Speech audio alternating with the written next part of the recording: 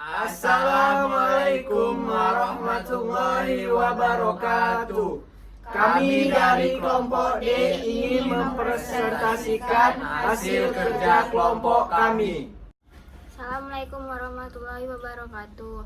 Nama saya Dwi Anggraini, saya dari kelompok D.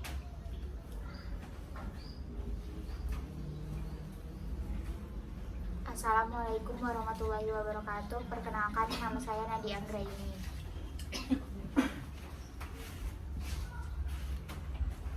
Assalamualaikum warahmatullahi wabarakatuh. Nama saya Reni Agnilasari.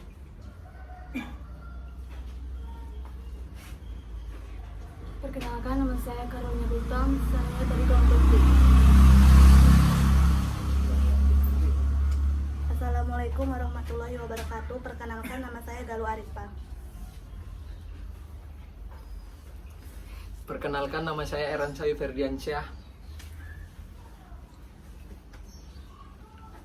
Assalamualaikum warahmatullahi wabarakatuh. Perkenalkan, nama saya Gilang Alfarizal. Puji syukur kehadirat Tuhan Yang Maha Kuasa karena telah memberikan kesempatan kepada kami yang telah menyelesaikan kelompok ini. Atas rahmat dan hidayahnya lah kami dapat menyelesaikan tugas kelompok ini pada tepat waktu.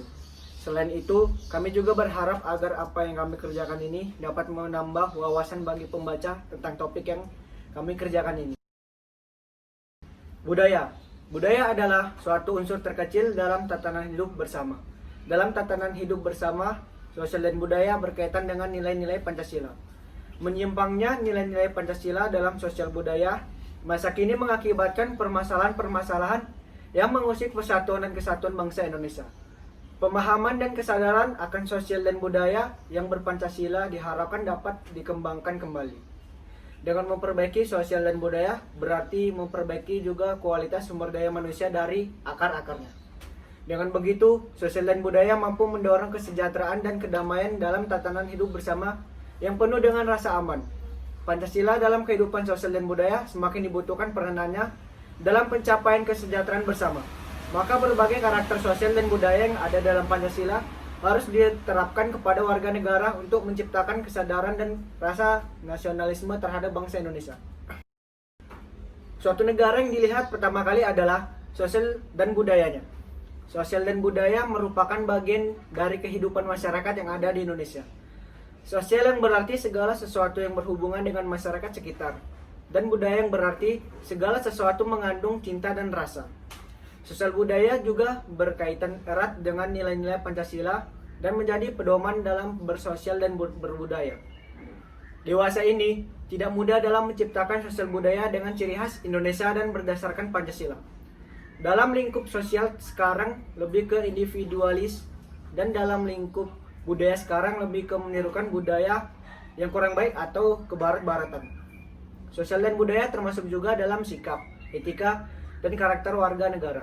Ketiganya sekarang sudah menyimpang dari norma-norma kemasyarakatan.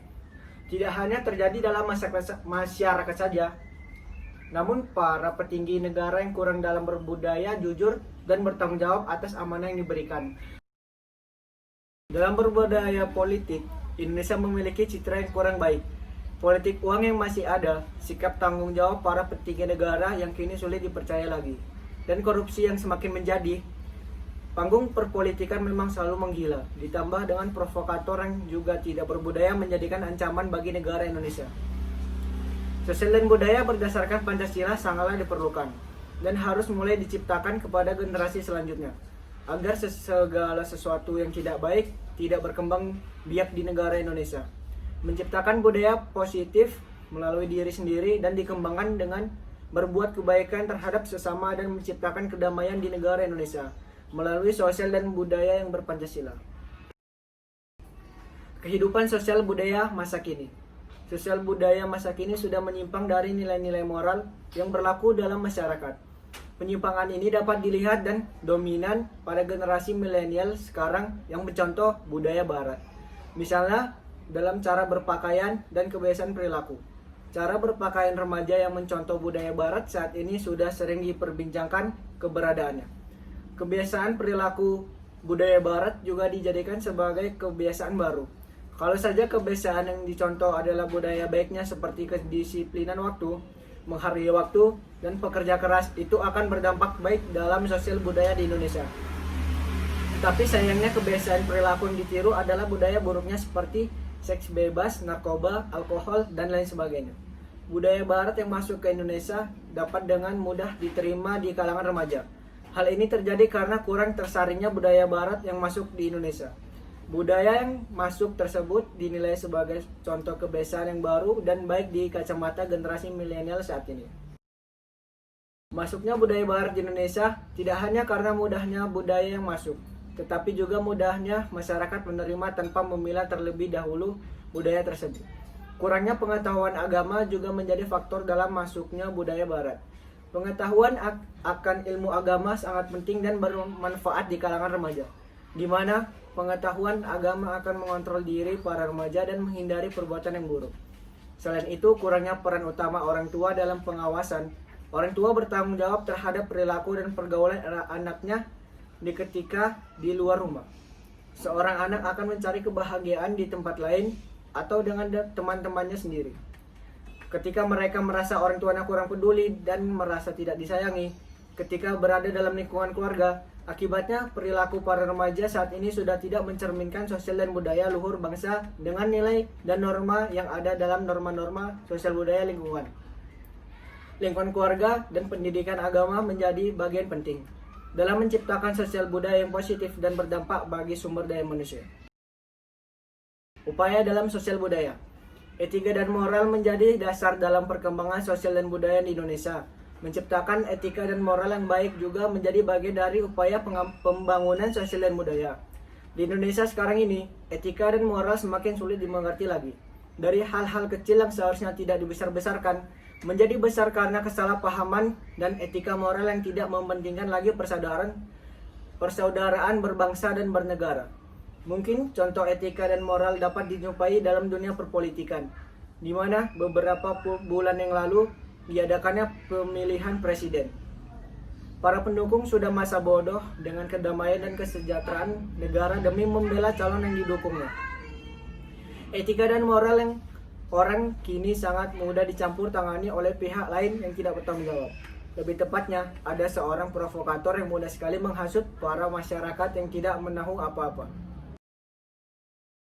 Sosial budaya dalam berpolitik. Politik adalah suatu tatanan hidup bersama. Salah satu sistem politik yang ada di Indonesia adalah demokrasi. Seperti ditegaskan dalam buku Politics Aristoteles, apabila manusia ingin menggapai kesempurnaannya, ialah secara perlu mesti masuk dalam tatanan hidup bersama.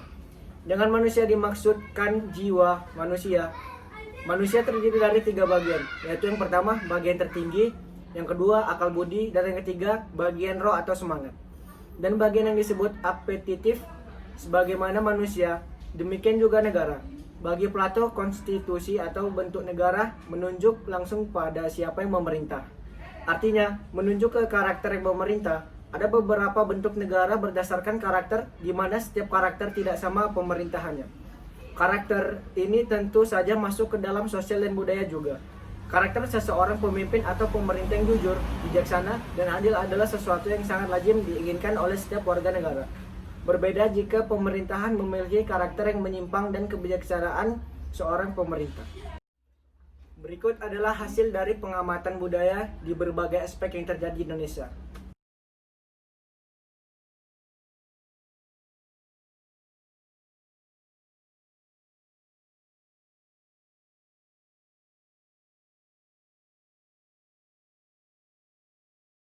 Kesimpulan, Pancasila dan sosial budaya memiliki hubungan yang saling terikat.